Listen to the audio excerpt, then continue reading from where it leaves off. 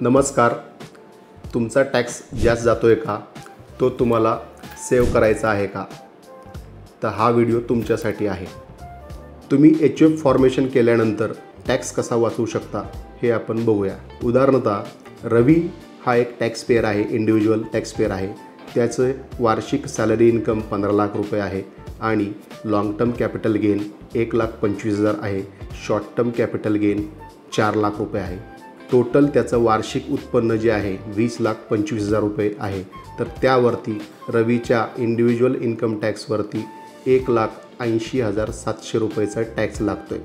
समजा रवीनं ठरवलं की आपलं HUF फॉर्म करूया, तर रवीचं जे रिवाईज वर्किंग होईल ते त्याच्या इंडिव्हिज्युअल कॅपॅसिटीमध्ये सॅलरीचं जे इन्कम आहे 15 लाख त्यावरती जवळपास 97,500 टॅक्स लागेल आणि HUFवरती जे इन्कम आहे 1,25,000 आणि 4 लाख रुपये शॉर्ट टर्म कॅपिटल गेन असं टोटल 5,25,000 रुपये HUFचं इन्कम होईल. त्यावरती नील टॅक्स लागेल आणि अशा रीतीने रवी जवळपास 83,200 टॅक्स वाचवू शकेल. धन्यवाद.